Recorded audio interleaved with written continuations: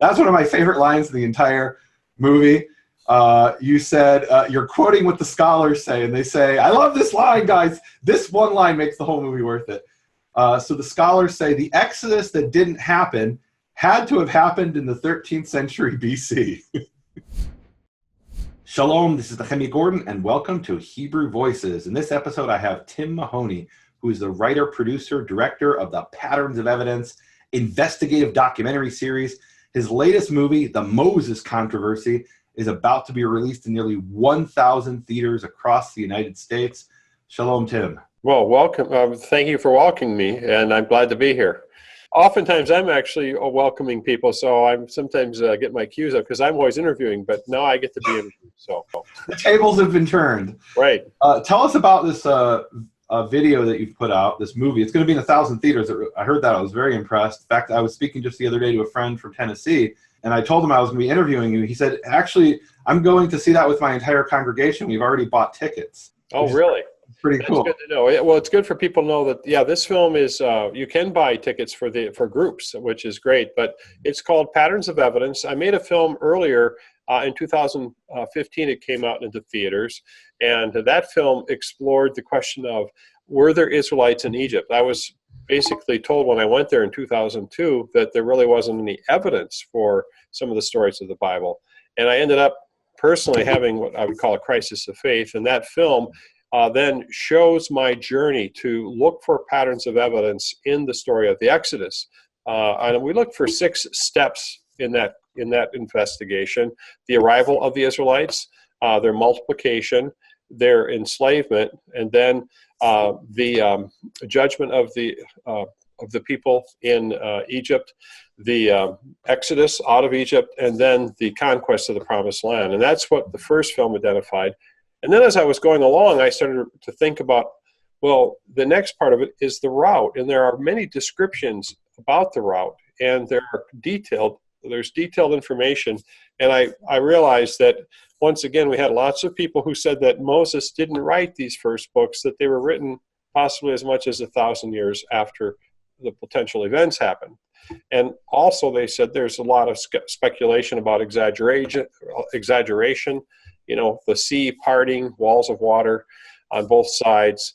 And so the question I raised was how do we know for sure, and what would we look for to give us a closer understanding as to could Moses have written the stories in Genesis, Exodus, Leviticus, Numbers, Deuteronomy. Mm-hmm. And so that was what this film then was set out to do before I go on the route of the Exodus. So you said you had a crisis of faith. I think that's really interesting. So I had my own sort of a crisis of faith when I did my undergraduate at Hebrew University and then my master's degree. By my master's degree, I think it was over. But I did 2 degrees, one in biblical studies and one in archaeology, and then a master's in biblical studies. And the fundamental principle in both of those degrees is that the Bible is not true. And I was told this straight out by professors. Mm-hmm. I would see these professors who would be arguing back and forth with people who did believe in the Bible. This was Israel, after all. And there would be, the professor would bring up some contradiction in the Bible. And the person who believed in the Bible would raise their hand and say, well, that's easily explainable, right? Mm-hmm. And the professor would say, I remember one particular professor, he said, your purpose is to settle the contradictions, mine is to focus on them and amplify them. And identify different authors was particularly within the Torah, based on what they appear to have, what we call apparent contradictions. Mm-hmm. And I think it's actually important to identify what the apparent contradictions are. There's an entire field of Jewish literature which focuses on these apparent contradictions and says, yeah, these have perfectly logical explanations, right? They're easily explained. But what secular, or particularly what's called historico-literary criticism, or so-called higher criticism, its purpose is to say, look, we know Moses didn't write the Torah, so who wrote it? And their conclusion is that it was written by a series of people called JEPD, or groups of people, 4 different sources it's compiled from. And then the debate is, did this compilation begin in the time of Josiah in 621 BC, or did it happen after the Babylonian exile? That's a classic debate between Kaufman and Wellhausen. But anyway, So you focus on one particular aspect, which I found really fascinating, which is, and I love the way you pose the question, the way you frame the question. Your question, here's the quote.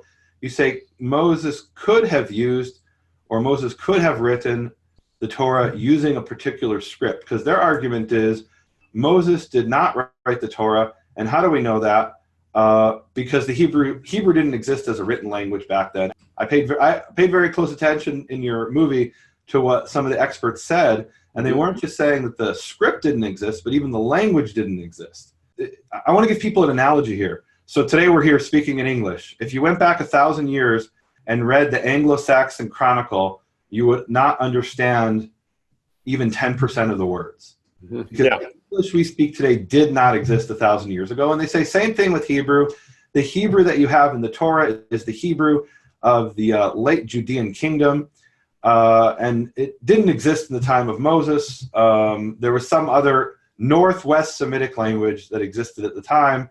I don't know why we all can't just call it Proto-Hebrew, right? Proto-guys means an early form of the language, or an early form of anything, really, before it became its more classic defined or familiar form. Right. So talk to us about how you came to this issue, what you were presented with by the scholars that made you devote essentially entire movie, very well done documentary, investigative documentary, to this question of some form of the Hebrew writing system exist that Moses could have used? And what I love is you're not proving he used it, because really that comes down to a matter of faith, I think, in both directions. Mm-hmm. If you don't believe Moses existed, then Moses couldn't have written the Torah. If you do believe Moses existed, then the question is, could Moses have written the Torah? That's the question that you explicitly asked. So talk to us about why that was such an important question to devote an entire documentary to, and why you couldn't just take it on faith. Well, one of the things that's going on, as you mentioned, is that when you go to university today, if you go to any universities, most of them, if you go to the religious department or go to archaeological department, what they're going to tell you is that there is no evidence for these stories, or they're going to be very, very negative about a lot of this. But what's happened is that they have basically pointed to a particular time in history, which I call the Ramesses Exodus theory. In other words, they've pointed to that time in history where they're saying all the biblical evidence has to arrive at that time. That's when the Exodus happened, during the time of Ramesses. And I think we might have, in an earlier conversation, mentioned that when the Bible communicates that Jacob came into the land of Egypt, it references to the land of Ramesses. And so what we know is that in this time is that they're telling us something. They're telling us the location, and they're trying to help people understand where it is. But in the first film, we uncover that there's a much earlier city called Avaris, and that's where the evidence for the story of the Exodus happens. It's the right location, but it's called a different thing at a different time. And just as languages change, cities change. And so what the films that I've been working on are showing us is that there's strong evidence, there's strong patterns of evidence earlier in history for the Israelites. And we also know that chronology is man's best attempt to try to sort things out, but it doesn't mean that they've got it figured out. And so that's why it's better to look for patterns of evidence. You know, what were the things you would look for? And in this film, the question is could Moses have written the first books of the Bible? And people say, well, Hebrew didn't, exist. It wasn't around. So we say, well, what kind of writing system would Moses have needed? It would have to be in the region of Egypt, something that was around that area. It had to be around the time of the Exodus, or prior to the time of the Exodus, and it would have to be some form of Semitic writing, And the question then is the connection to Hebrew, since Hebrew, almost all Torah scrolls have been written in Hebrew. The question then goes back to, is there a form of writing like Hebrew that, that would have been used? And then the big kind of, as we move along, not to give too much away, but what we realize is that an alphabet is extremely important. And that's what I think this film, the gift that this film gives people, is this understanding that what we start to uncover is that the first alphabetic inscriptions show up at this time in history when Joseph and his family and the early Israelites would have lived in Egypt. Look, I have a background in archaeology, and it was kind of obvious to me the direction you were going in the first 15 minutes, because I'm like, okay, well, this is ProtoSinaitic, right? That's the answer. Like this, to me, this was obvious, but I would assume most of the audience doesn't know what ProtoSinaitic is. And really, to understand that, I really want you guys to go and watch this movie. It's a great movie. So ProtoSinaitic is I think a lot of my audience will be familiar with it. I want to define some terms. In the movie, you talk about Old Hebrew. Many people will be familiar with the term Paleo-Hebrew. But there's a form of Hebrew. Paleo-Hebrew is the classical form that we know from First Temple period inscriptions. We know it from the Siloam inscription. We know it from other inscriptions. And then there's an earlier form, which is scholars called Proto-Sinaitic. And that was found in a number of places in Sinai. You talk about Sirbat al-Khadim. I believe that was the first place it was found. And that is an earlier form there. And Aleph actually looks like a bull. Gimel looks like the back of a camel, because Gamal means camel, etc. There's some questions there, though, right, that aren't so clear. So Dalet is a door, but it would appear from that Proto-Sinaitic that Dalet is actually dog, a fish. This is actually the central principle in the Hebrew alphabet, is that the sound made by each letter represents a picture, and that picture represents something from everyday life, and that something from everyday life has a sound associated with that picture. So G for Gamal, for the back of a camel, etc. Sometimes it's not so obvious, like hey. So in your movie, a gentleman proposes that hey comes from the word halal, to praise, which is a very tempting explanation, except in Hebrew today, we call the letter hey, not halal. Yeah. So there we have, and so maybe Dag and Dalet is a similar sort of development. It raises a lot of very interesting questions. I realize that sometimes I don't have the answers. I just have questions, and I don't even know all the questions, when we're doing this. But what I could see is that the history of this text was really significant.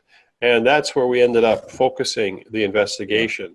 And I think it's really important for people to realize that if we believe, if we take a step back and say, well, why is it important that we know this is true? It's because all the other books throughout the Bible point back to the authority of Moses and to the writings of Moses. And I think that if you undermine that, then what's happened is the rest of it is being undermined. That's why it's important to establish that. That's what I started to understand. I once had a meeting with this Reform rabbi, and there was a bunch of her congregants around, and she asked me, Nehemia, what do you believe about the Torah? And I unhesitatingly say it's the perfect word of God revealed through Moses. And her response was, for me, that's the big difference. She said, for me, the jury's still out about whether Moses existed. And that's actually more than you can say for most scholars in the secular world. It's a tenet that Moses, the way it was explained to me by one scholar was that Moses is like King Arthur. That stories were written hundreds of years later about this figure, King Arthur, who maybe existed as like a Roman general or some Anglo-Saxon, warlord or, minor guy over some small area. And then, and hundreds of years later, I believe in the 12th or 13th century, they wrote these stories about him being king over England, which is an anachronism because England wasn't the United Kingdom then. It was 7 kingdoms or many, many kingdoms even. Depending when he lived. They don't even know when he lived. That's one of my favorite lines in the entire movie.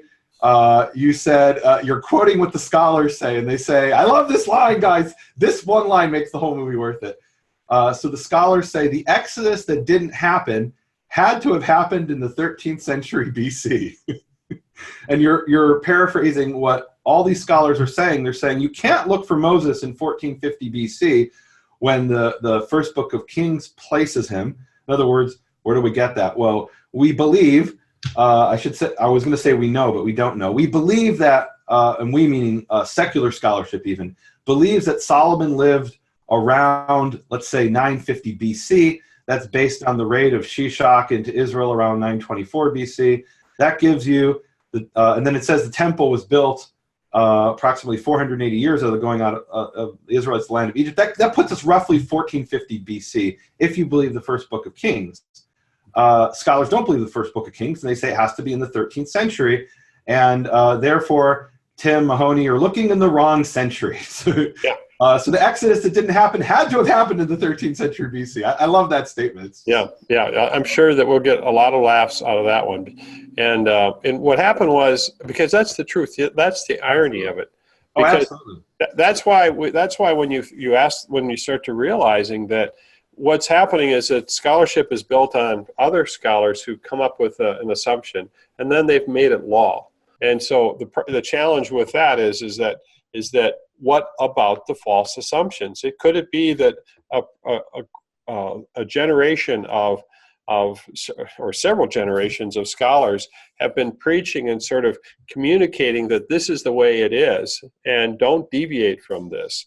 And so what ends up happening is that you're locked into this very narrow time period when mainstream scholars say the Exodus that didn't happen had to have happened at that time.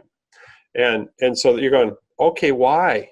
Why should I agree with that? And by the way, I think there's about 5 other references to this, what we call the early date of the Exodus, around 1450, that by other people in the Bible that are communicating that would be the time that it happened. And I just did an interview last week. I can't remember them off the top of my head, but there are more than just the King's reference. Okay. And so what we start to see is that there are definitely, the Bible's communicating that it has a time period when the Exodus is to have happened. And the other problem that we have, which is not what this film is about, but it will, as I continue to investigate these topics, is that if you have a Ramesses Exodus time period, you have no time to fit in all the other information that was to have happened. Do you get what I'm saying? Which is why they say it didn't happen, right? In other words, that's one of the arguments. So I'll tell you from what I know, having studied archaeology at Hebrew University, the real reason that they put this in the 13th century BC. There's the Stele of Merneptah, which mentions an Egyptian raid, and I call it a raid, meaning they invaded the country, but only just to steal stuff, and then they left. Yeah. So there's an Egyptian raid in the time of Merneptah who mentions that he vanquished these different peoples, and one of them is Israel. And that's in the 13th century BC. So scholars who don't want to admit any details of the early history of the Bible are forced to admit Israel existed in the 13th century BC. They have no choice whatsoever to admit it, because they have the Stele of Merneptah, which they date to the 13th century. Whether that dating is correct is not such a clear answer. One of my main questions, actually probably the primary reason I went to study biblical archaeology in Israel, is I wanted to know whether the biblical or whether the archaeological chronology was based on solid information. And what I saw was when there was a carbon-14 date that didn't fit what the archaeologists believed, they ignored it. When it did fit, they held it up and waved it. And you would have the Assyriologists base themselves on the archaeologists from Israel, and the archaeologists from Israel on the Egyptology, and the Egyptology on the Assyriologists. And it was this big interconnected web of assumptions, like you say. And I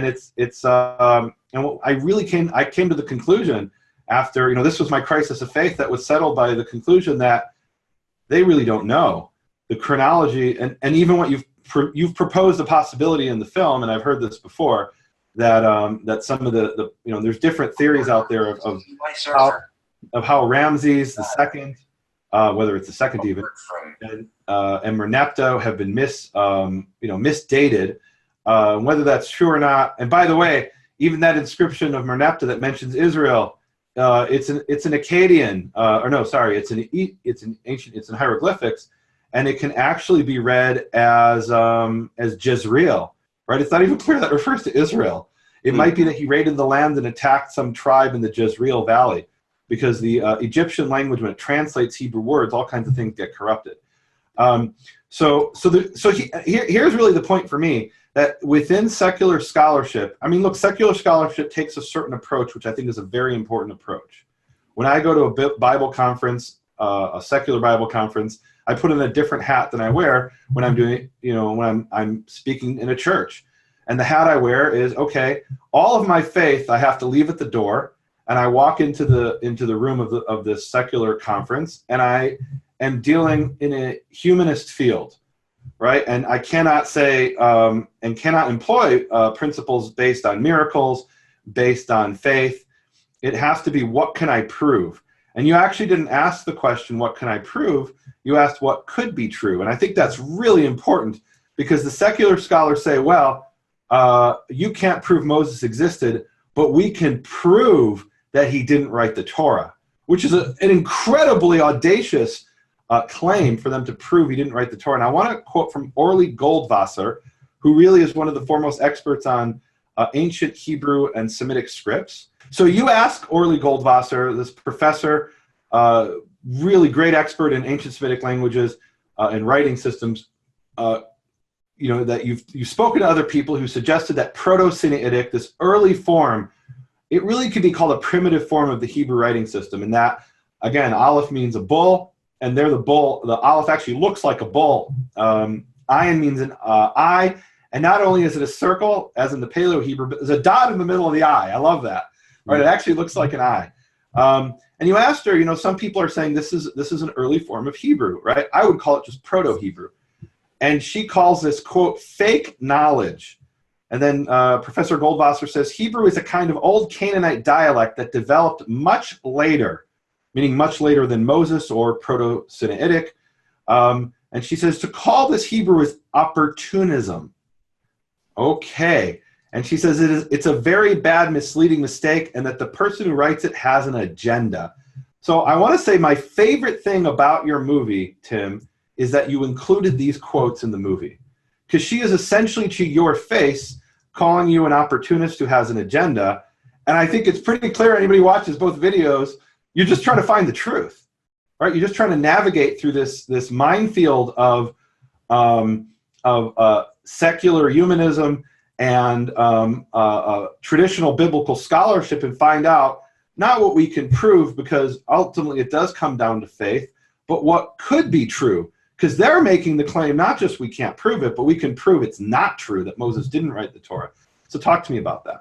Well, what you start to see is that if you ask the question, what can you prove? You ask some questions like, is there a script that's available at the time that Moses would have existed?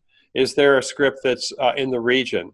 Is there a script that's like a Semitic language, like Hebrew? And what we end up finding is that, yes, there is a script there, and it's not Egyptian.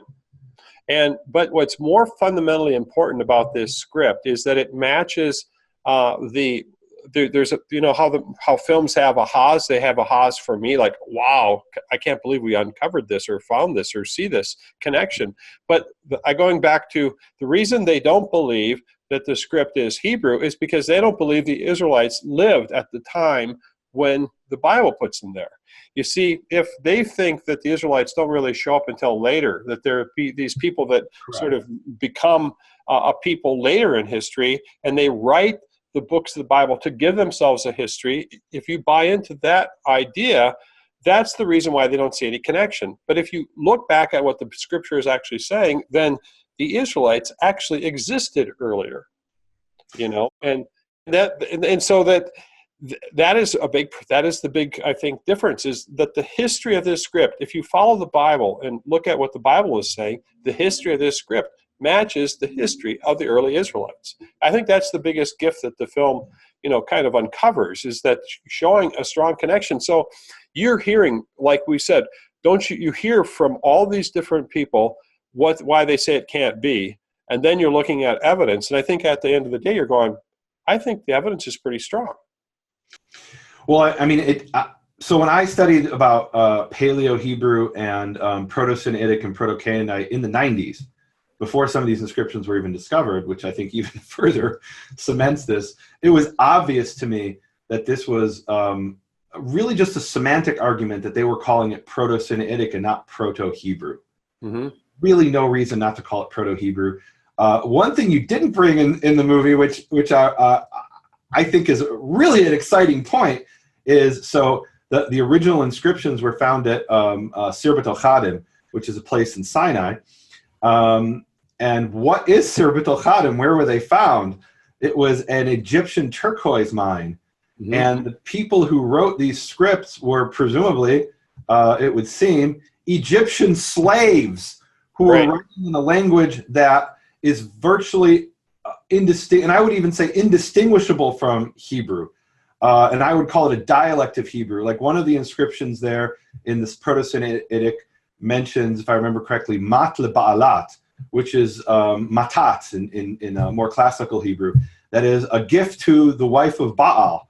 Well, that fits perfectly what we read in the Bible about the ancient Israelites who, when Jacob comes back from being with Laban, they've got to bury all their idols under a tree. And Rachel keeps some of them, right, under her saddle, right? So we have this history of the Israelites who are adopting Canaanite gods, and we have these slaves. I mean, think about it. We have these slaves in an Egyptian slave mine who are writing alongside the Egyptian that is written at. There's a temple to Hathor at Sir Chadim, who is the goddess of the desert, a bull goddess or cow, I guess. I'm a city slicker, a female bull, and a bovine goddess. And so alongside the Egyptian writing there to this official Hathor goddess, there is what is virtually indistinguishable from Hebrew. And why do I say virtually? So this is something that I don't feel like Professor Goldwasser has addressed, and other people, or at least not in your movie, to be fair. I'm sure they've addressed it somewhere. So within the Tanakh and within biblical Hebrew, we have variations of dialects. Right? So why does it say mat leba'alat and not matana or matat leba'alat, right? Because it's a different dialect of Hebrew. That's not a problem. The most famous example is in Judges 12:16. There's a battle between the tribes, and one of the tribes seizes the fords over the Jordan River, and they say to the tribe of Ephraim, if you want to get back home, you have to say the word shibolet. And the Ephraimites can't pronounce that literally to save their lives. They say sibolet. And then the more important example in our case here, because we're talking about the period of Moses, right? That's the period of Jephthah, which, if you believe the biblical chronology, is a few hundred years later. So in the story of the manna, so the Hebrew word for manna is man, memnun, and it says they called it man because they didn't know what it was, and the Hebrew word for what is ma, and it's very clear when you read it in Hebrew that man means what, but not in the Hebrew of the Torah. And you come away from this realizing, wait a minute, the Hebrew of the Torah is a particular dialect of Hebrew. Now, the secular scholars will say, yeah, it's the dialect of Hebrew from the time of Ezra, but we can prove that's not true. Read the book of Ezra. It's I shouldn't say completely, but it is a distinguishable dialect from the Hebrew of Ezra. And so other scholars will say, okay, that's the Hebrew of the time of Josiah. Well, maybe it's the Hebrew of the Levites, and Moses wrote it in the Hebrew of the Levites. I have no idea, right? Here now we're just speculating. The point is that the people who are quoted in Exodus 16 as saying manhu, what is it, are speaking a slightly different dialect of Hebrew than Moses is writing the Torah in, and we have tons of examples of this. The other example I love is the Samaria Ostraca, which admittedly is from the 8th century BC, but there they have these lists, and they have the word year. The Hebrew word for year is shnat in the Torah, but they write shat repeatedly, shintav, without the nun. So here it's in the kingdom of Israel, in their royal palace, they're using a slightly different dialect of Hebrew. I can still understand it, right? I can decipher it. Some Israelis might not be able to understand it, but if you study the language, you should be able to decipher it. But it's still Hebrew. And so what we find in that respect, what we find in the Proto-Sinaitic inscriptions is as close to biblical Hebrew as the examples of biblical Hebrew that we have from other archaeological artifacts, like the Samaria Ostraca, and from biblical stories like Exodus 16, the story of the manna. So to say it's a different language, that is it could be a different language, but to say it can't be Hebrew, I don't see that. The reason why they say it can't be Hebrew goes back to the Ramesses Exodus theory. I think it goes back to the fact that it's earlier in time, and they don't associate it with the Israelites. But I do think that the case is made that the pattern of evidence for the Israelites being earlier is very, very clear, and so that's the reason. That's what this series of films is about. Is sort of re-challenging these questions that are out there.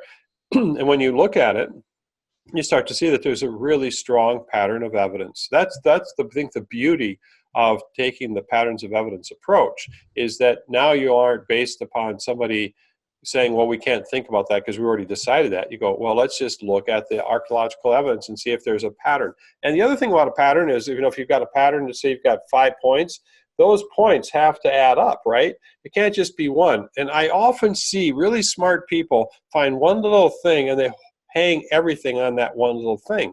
Mm-hmm. But you have to have the pattern. If you have the pattern, it adds up, and it has to be in the right sequence, right? So you have to have a language in the region of Egypt. It has to be at the time of the earlier Israelites, if we're going to believe in the 1400 BC, 1450 BC Exodus, according to 2 Kings. If you find all those different connections, and then it has to be a form of writing like Hebrew, and then it has to, the big idea is, it's alphabetic, because the Hebrew language is an alphabetic language. And guess what? This film uncovers all 4 of those major ideas that are there. And it's, it becomes the basis of all, alphabetic languages that then goes around the world. And the biggest idea for me was this, I take it a step further, but I see a connection, and maybe it's because I'm a person of faith.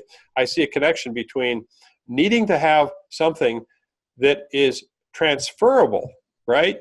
Doesn't it say, write these, Moses, is told to tell the people to write these commands on their doorposts and teach them to their children. Mm-hmm. So if a writing system was so complicated that you would be hard to learn in hieroglyphics and cuneiform, that's those 2 ancient writing systems in that place of the world, were very, very difficult. They'd be 1,000 to 1,200 characters, so people couldn't, learn them.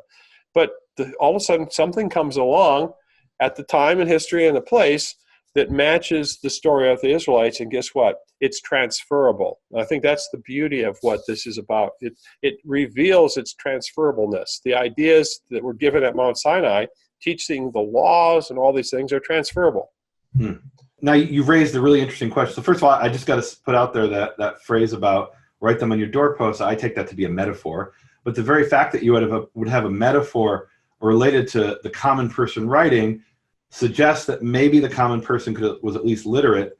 And that's really interesting, because Professor Goldwasser, who, and I don't want to focus just on, I don't mean to pick on her, but scholars in general will say, well, wait a minute, you're speculating here. And then they go and they speculate with speculations that are far more, what's the word I'm looking for, that are very impossible to prove. So one of her statements, and this is a quote, is, so she talks about the invention of this Proto-Sinaitic, right, which she believes is a Northwest Semitic language and not necessarily, or not Hebrew, because Hebrew didn't exist according to her. Okay, fine. I'm going to call it Proto-Hebrew. She calls it Proto-Sinaitic. She says, my inventor or inventors were illiterate. In other words, the standard explanation of Proto-Sinaitic is that it was someone who was educated, and that he took a form of hieroglyphics and he turned it into an alphabetic system. And you actually said, I won't give this part away, but you have a really intriguing suggestion that comes from David Roll in your movie. I won't give that one away. But she's suggesting, no, this was invented by some common person. And she has no proof for that. Could be. It's very possible. And I actually think she's probably right. And I want to give some analogies. So we have a modern analogy to a man named Sequoyah, who in the 1810s and 1820s, in a period of about 20 years, invented a written writing system. He was a man illiterate who came from a pre-literate society, the Cherokee. And he took the Cherokee language and he invented a writing system. Now, he didn't invent symbols. He did exactly what ProtoSinaitic did, if you believe the standard explanation, right? In other words, what Sequoyah did is he took letters from the English alphabet and the Greek alphabet, and he actually didn't know what they represented in the English or Greek alphabet, and he assigned them values in the Cherokee language. And he produced a syllabic alphabet based on syllables, not consonants and vowels. So the Cherokee character may have a completely different sound than it does in English or Greek, because Sequoyah didn't know English or Greek, and he invented a writing system. And this is actually the only example known in history where we've witnessed a pre-literate society becoming literate within a single generation. Within about 20 or 30 years, the average Cherokee was reading a daily newspaper. Imagine that. They went from a pre-literate society to reading a daily newspaper in a period of a few decades. They had a written constitution. They had written laws in a very short period of time. And the theory is that Sequoyah he was a silversmith, and that he would write down symbols initially. This is a theory, we don't know, but it's believed he wrote down symbols to indicate to people, okay, this was the silver brought to me by so-and-so, let me give him a symbol. And he experimented with different symbols until he invented a writing system. So why couldn't that have happened with ProtoSinaitic from the Israelites? They saw these Egyptian symbols, and they said, oh, that looks like water. In Hebrew, water is mayim, or in our Northwest Semitic dialect. The word for water is mayim or mem or something like this. And they used that symbol to represent the ma sound, right? And they saw a pillar, and they said a pillar is samech, somech, it holds something else, holds something up. And so they drew a very primitive picture of a pillar for the sa sound, for samech. If that happened with Sequoyah, that surely could have happened with these Egyptian or these Semitic slaves. Here's what it's indisputable. Semitic slaves in a turquoise mine in Sinai wrote a Northwest Semitic language, which absolutely could be Hebrew, right? The last part, scholars may not agree with. They'll say it can't be Hebrew because it's an anachronism, but linguistically, it could be Hebrew. That's really exciting to me, that there was some ancient Sequoyah who maybe wasn't in that Egyptian mine. Maybe it was somebody 100 or 200 years before. We really don't know. All we know is when we have the earliest form of this writing, and even the dating of that is a bit speculative. So I agree with you. I think that what we talked about it here is that there could have been a genius that this revelation of taking phonetics, but someone who is familiar with Egyptian hieroglyphs, and you have to see the film because it shows you the connection between Egyptian hieroglyphs and this early language, that then someone modifies it. But guess what? Then that would have been passed on to the Israelite people, and they would have had their own phonetic written language, and that would have become the basis. And then when they went into slavery, they still knew how to write. And I believe, which I haven't told you, is that there's quite a bit of other footage and information about what these inscriptions say. And so we have, rabbis reading them, and, all of this is highly controversial, but it's pretty fascinating. Are you going to make that footage available to people? Oh, yeah. It's just that there's so much. The films that we're making have to be made in such a way that you can only take so much. I mean, you probably felt there's quite a bit in this film. There was a lot in the film, and it was 2 hours, which is kind of on the long side unless you're making a Hungarian film about cows. Yeah. But in the American genre, 2 hours is kind of pushing. That's why if you come to the showing, Patterns of Evidence, the Moses Controversy is going to be in theaters March 14th, Thursday night, at 6:30. We're starting it early. And then on Saturday on the 16th, and then on the 19th, which is a Tuesday. And there's a pre-show, and then there's the showing of the film, and there's an intermission. So this is like, remember the days I had to say, listen, our films are so dense, people need a break. So they've allowed us to have intermissions in our films, which has been fantastic. And people enjoy it. They can kind of absorb. They go to the restroom. They can get popcorn. They can come back and enjoy the second part of the film. And after the film, we actually have a panel discussion. And we're going to have Ted Starnes. He's a Fox Radio announcer. And is this going to be live? The panel discussion? The panel discussion, we pre-recorded because it has to go out to so many places that we pre-recorded it in December. And we have Pastor A.R. Bernard from the Christian Cultural Center in Brooklyn. And then we've got Oz Guinness, who's a social critic and writer. He's in the film. And Michael Medved, a good friend of mine, who's a radio host and author, film critic, and then myself. And for just a short time afterwards, we're going to basically say, okay, none of us are language scholars, but what does this mean? What impact is this? Why is this relevant? And why is this important? And so there's quite an added value feature there with this whole thing. Gets you thinking in a whole new way. Guys, I'm definitely going to be going to this, and I've actually seen the movie, but I'm going to go to it, and I'm going to take some friends to it, just because I think this is important. How often do we have a movie like this that makes it into mainstream theaters? It's not a common thing. So I think it's actually really an important cultural experience. And take your atheist friends, take your agnostic friends to this. I'm going to take some Christian friends to this. I think it's I'm Jewish, but I'm going to take some Christian friends and some Jewish friends. I think it's an important cultural experience. I want to touch on 2 more points, and I hope you still have some more time. Yeah. I was going to tell you something that you saw the December version, but you know what? It's February. I actually went on the road and added more. More interviews. So there's some really cool new information that you haven't even seen. So oh wow, I'm really looking forward to that. So I saw, I guess, a pre-release version, which now been updated. Excellent. Looking forward to that. So I want to talk about two things, and one thing I want to talk about is Isbet Sarta, but we're going to get back to that. Mm-hmm. Isbet Sarta, I think, is key, and it was mentioned by one person in passing, in at least the cut I saw. But I think it's actually central to this whole discussion. But before we get to that, I want to just take a minute and have you comment on Professor Goldwasser refers to this as fake knowledge, and she says anybody who's making this claim that ProtoSinaitic is an early form of Hebrew writing, that this is opportunism. Why do you think she would say that? Well, I think that they understand the desire by, let's say, people of faith or people that believe that Moses wrote the Torah, that people of faith that want to make that connection, they would find comfort in seeing that there's a connection between the ProtoSinaitic. So I think the opportunism is that, yes, this basically sort of takes away the documentary hypothesis, story and makes it a different one. And I actually think that that's what's happening here, is that we talked about the documentary hypothesis is that Moses didn't write it, but other people wrote it.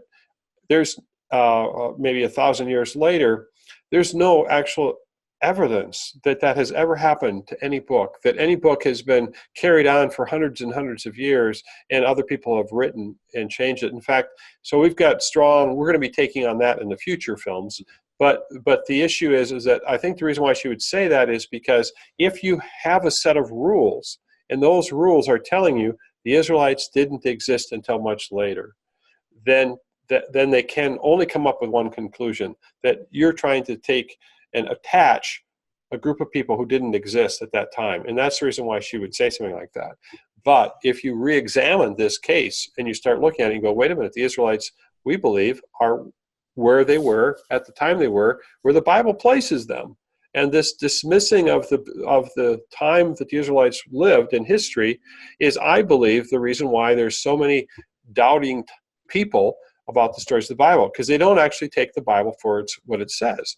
They've already re-edited the whole story based on Ramesses, focusing the whole story around the Ramesses Exodus theory. That 1250 time period gets it all goofed up, in my opinion. But this case comes at it in a whole new way. In other words, it's asking some questions that I think are providing some very solid answers. I now personally feel very confident that Moses wrote the first books of the Bible, or had the ability to write it. There are parts of the scriptures that are, obviously we have to just have faith that they happen, but there's no reason to doubt that Moses didn't have the ability to write.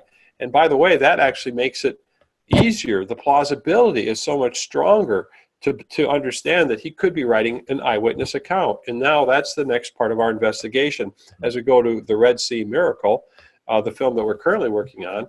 That then says, okay, if Moses said these things happen, then let's go investigate that. Which way did they go? How far did they travel? What campsites did they stop at? What sea did they go to? What, did the waters part?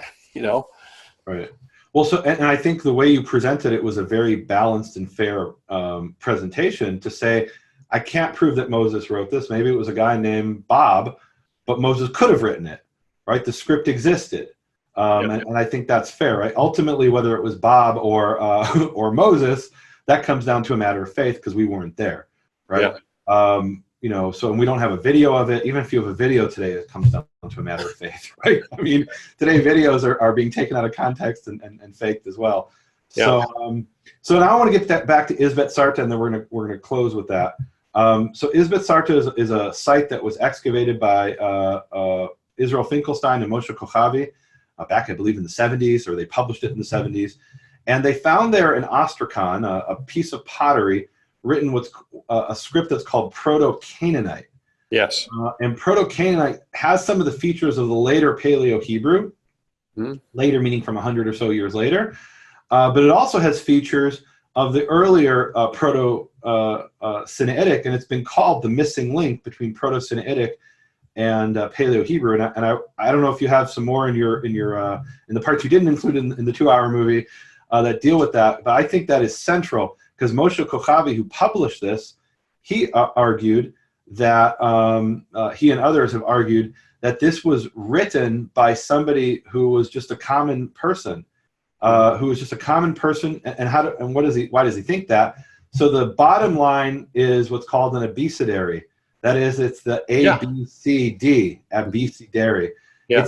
It's the entire 22 letters of the Hebrew alphabet written out, and interestingly, pei and ayin are switched in their position, and your first thought is, well, that's a mistake.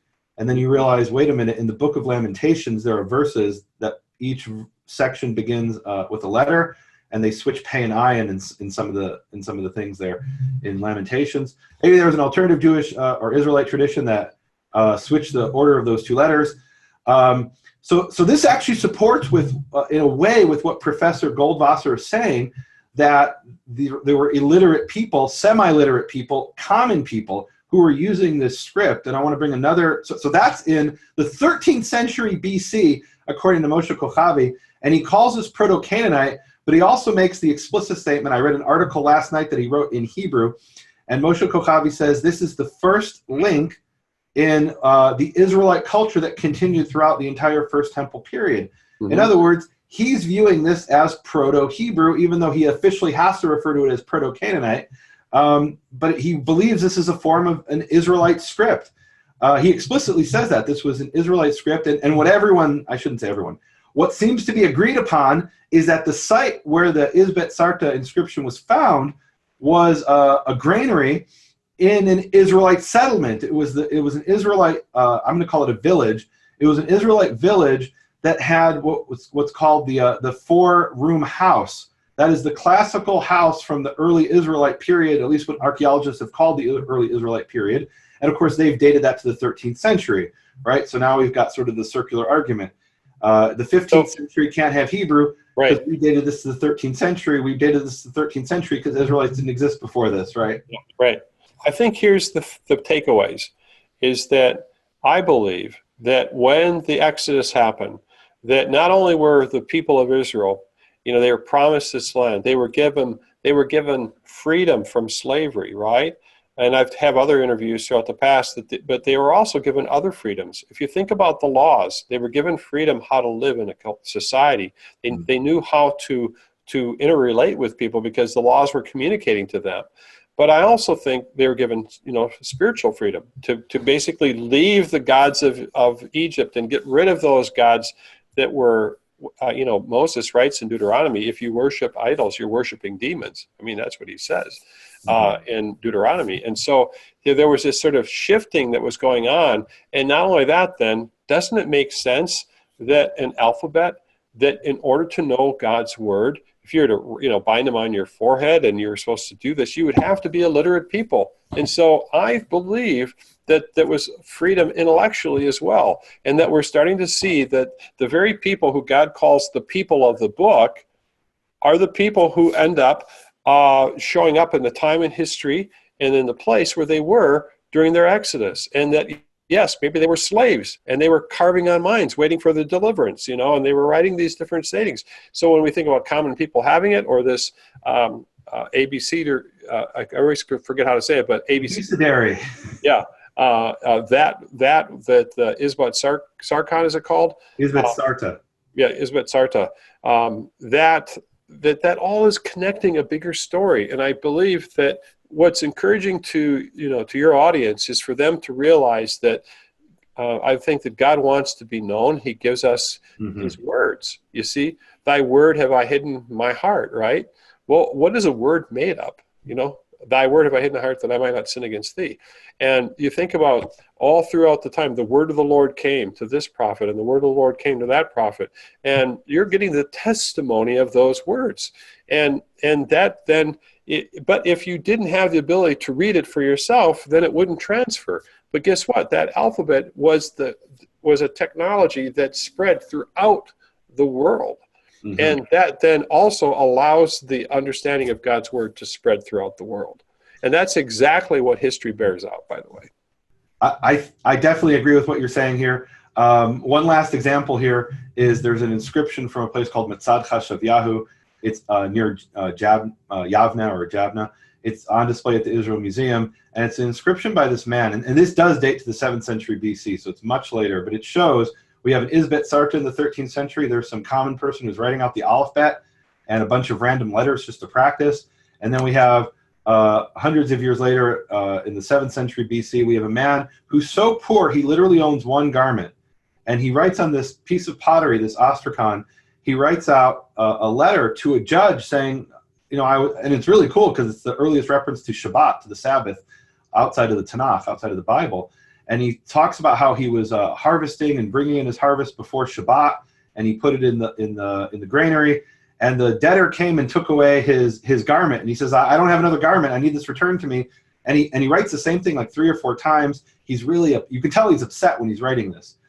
He's very passionate here. He's repeating himself. He wants his garment back, and he just keeps repeating himself.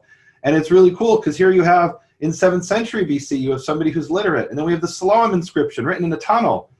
And who is reading that? It talks about how this tunnel was dug in the time of King Josiah, that these men were hitting with their axes. Well, who is doing that? You think the people in the royal court were swinging their axes? No, these were peasants. These were common folk who were working, and nobody could see that inscription except the tunnel workers, the people who were bent over. Maybe they were short, but I have to hunch over. There are people who were in there with little oil lamps who were cleaning out the tunnel. They were the only people who were ever expected to see this inscription.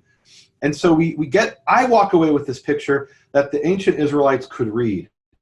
Mm-hmm. And to suggest that Moses could not have written the Torah, I don't think that fits the evidence, especially since Moses was raised in the royal house of Pharaoh. Now, I want to end with this. So Professor Goldwasser says that anybody who suggests that Moses could have written the Torah, or that ProtoSinaitic is a dialect of Hebrew, that they have an agenda. I want to accept that and embrace that. I just want us to identify what the secular agenda is versus, I'm just going to speak for myself, my agenda. Here's my agenda when I approach a topic like this. I believe Moses existed. Now I want to ask the question for myself, could Moses have written the Torah? Did the tools exist for him to do that? I believe, and my agenda is also, I believe Moses wrote the Torah. So could Moses have done that? And I believe that's what you do in your film. And I think that's a fair question to ask. But the secular agenda is a different agenda. They say, we know Moses didn't write the Torah because it was written by J, E, P, and D, these 4 different schools over a period of several hundred years. And we know that Israel didn't exist before the 13th century BC. How do we know that? Well, it's an argument from silence based on their chronology. So they don't really know it, but they believe it. And so their agenda is, if Israel didn't exist and Moses didn't write the Torah, then what is this Proto-Sinaitic? And they come to completely different conclusions. Yeah. And I think that's important to identify, and maybe it's not fair to call that an agenda, but it's definitely a perspective. Mm-hmm. I'm coming from when I approach this question, I'm coming from a different perspective than a secular scholar is, and I think that's okay. I think it's important to identify what their approach is and what mine is, and understand why we're coming to the different perspectives. Yep, that's right. And I think I'll tell you why it's valuable, is because there are more than one perspectives that when you send your son or daughter off to university, you have to prepare them. That's one of the ideas here, is that a lot of young people go off to university and they go, wow, these are really smart people. My parents must be simple-minded here. And you're basically saying this film is really, really important for parents of teenagers and university students, because I have received many comments and calls of young people who went into a class on the Bible and just came away totally devastated in their faith, because they were told, hey, this is just a book of moral teachings. These events really didn't happen. And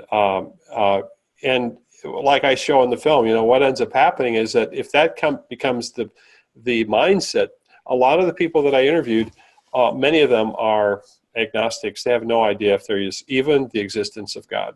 I really appreciate you taking the time to speak to us. The movie is called Patterns of Evidence, the Moses Controversy. Any final words for the audience, Jim? Well, get the word out. It's going to be on March 14th, 16th, and 19th. There's a Thursday night, a Saturday matinee, and a Tuesday night. You can buy tickets right now if you go to patternsofevidence.com /Moses, or just patternsofevidence.com. You can get to our website, and you can get group tickets. You can get a special discount on some of the theaters for group. It's across the nation. I was going to come up with something that says you can't escape. If you're on vacation, in Florida, you can't escape the Moses controversy, because it's going to be everywhere. So you just have to be willing to do it. And then we really need your help. This is very important. Send out, you can go to our site, there's resources. You can actually download the trailer, post it on Facebook. You can send emails out. You can send all sorts of information. I'm hoping that a lot of the people who like what you're doing will really see why this is such an important film for people to see. All right. Thank you, Tim Mahoney. Patterns of Evidence, the Moses Controversy. Shalom. Shalom. Thank you. You have been listening to Hebrew Voices with Nehemia Gordon. Thank you for supporting Nehemia's McCore Hebrew Foundation. Learn more at nehemiaswall.com.